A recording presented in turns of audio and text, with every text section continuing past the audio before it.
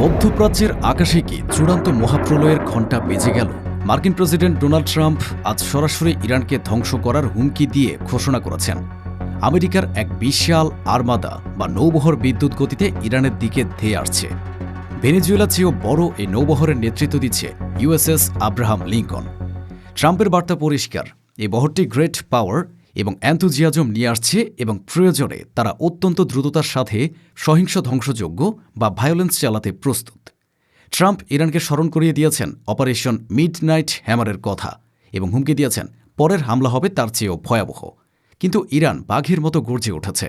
তারা ট্রাম্পের এ হুমকিকে পায়ে মারিয়ে সর্বোচ্চ সতর্কাবস্থা জারি করেছে।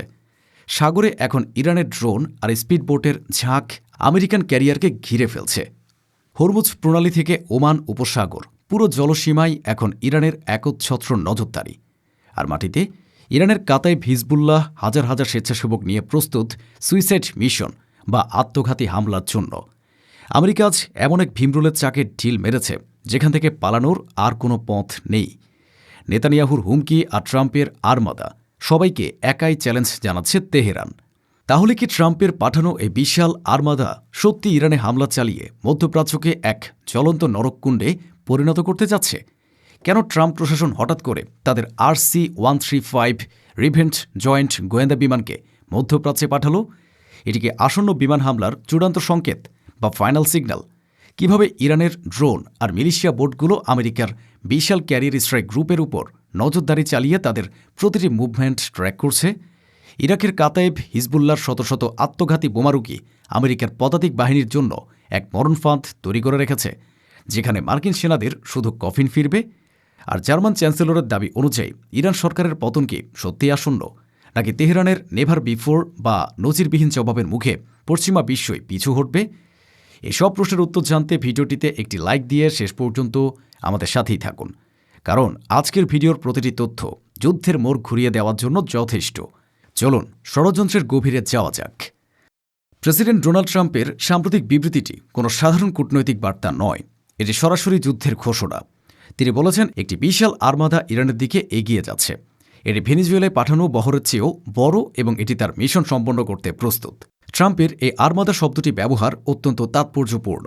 এটি স্পেনিশ আর্মাদার মতো এক বিশাল নৌবহরের কথা মনে করিয়ে দেয়, যা ধ্বংসের বার্তা নিয়ে আসছে।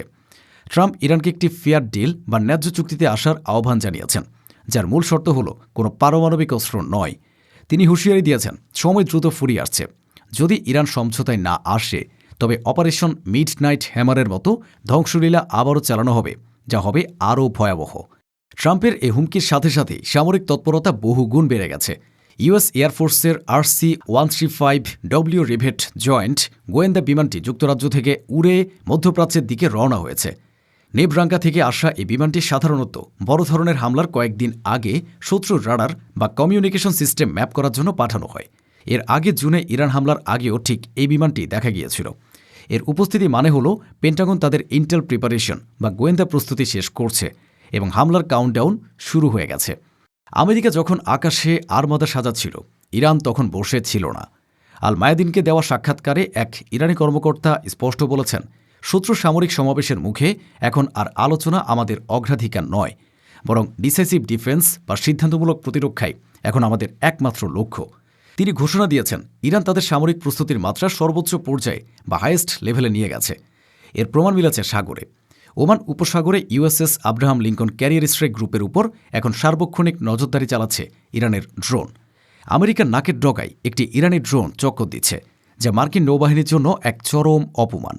একই সময় হরমুজ প্রণালীতেও ইরানের দুটি মোহাজের-6 ড্রোন এবং একটি CH-53 হেলিকপ্টার টহল দিচ্ছে।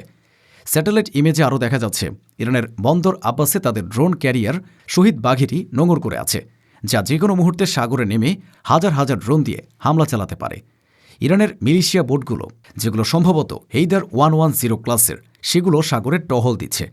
এমনকি আরব সাগরের উত্তরে মার্কিন ক্যারিয়ার থেকে মাত্র 550 মাইল দূরে 3টি রহস্যময় ইরানি বোটের উপস্থিতি ধরা পড়েছে। এরা হয়তো আত্মঘাতী হামলার জন্য প্রস্তুত হয়ে ওঁত পেতে আছে। ইরান বুঝিয়ে দিচ্ছে আমেরিকা যতই শক্তিশালী হোক, পারস্য উপসাগর ইরানেরই। ইরানের এই দুঃসাহসের পেছনে রয়েছে রাশিয়ার এক অদৃশ্য হাত। পেন্টাগনের গোপন নথিতে আশঙ্কা প্রকাশ করা হয়েছে যে রাশিয়া তাদের S-400 সিস্টেমের রাডার ডেটা ইরানের সাথে রিয়েল টাইমে শেয়ার করছে।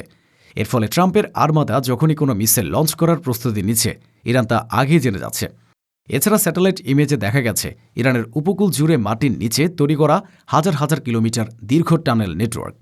এই সুড়ঙ্গগুলো দিয়ে IRGC তাদের অ্যান্টিশিপ মিসাইল ব্যাটারিগুলো এক জায়গা থেকে আরেক জায়গায় দ্রুত সরিয়ে নিচ্ছে। আমেরিকা যেখানেই বোমা ফেলুক না কেন, ইরানের মিসাইল লঞ্চারগুলো অক্ষত থেকে যাবে।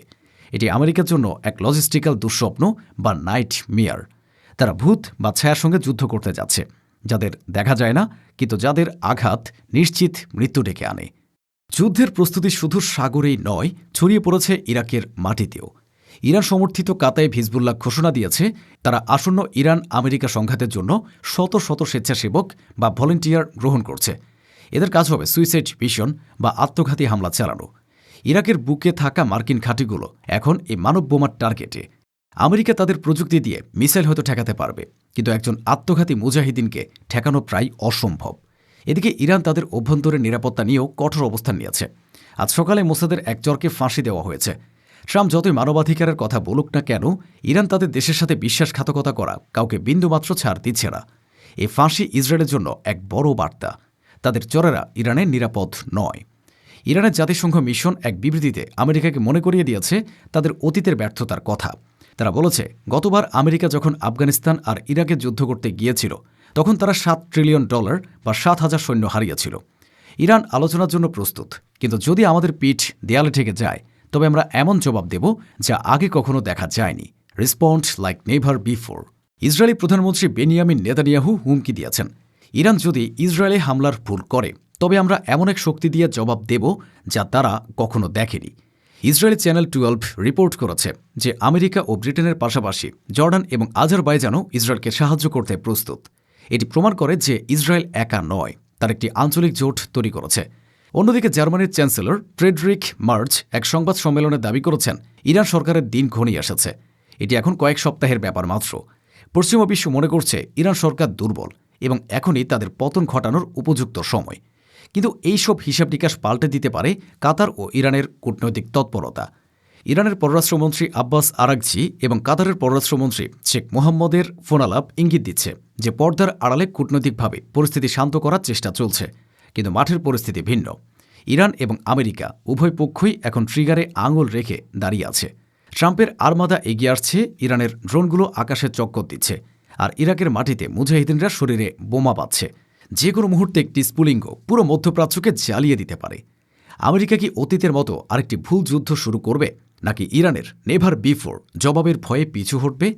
ট্রাম্পের হুমকি কি শুধুই ফাঁকা বুলি, নাকি সত্যি মহাপ্রলয় আসন্ন? দর্শক, আপনাদের কি মনে হয়, ইরানের এই আত্মঘাতী স্কোয়াড কি আমেরিকাকে থামাতে পারবে, নাকি ট্রাম্পের আর্মাদা ইরানকে ধ্বংস করে দেবে? আপনার মূল্যবান মতামত কমেন্টে জানান। ভিডিওটি ভালো লাগলে লাইক দিন এবং শেয়ার করে সবাইকে সতর্ক করে দিন। দেখা হবে যুদ্ধের ময়দান থেকে পরবর্তী আপডেটে। ততক্ষণ পর্যন্ত আল্লাহ হাফেজ।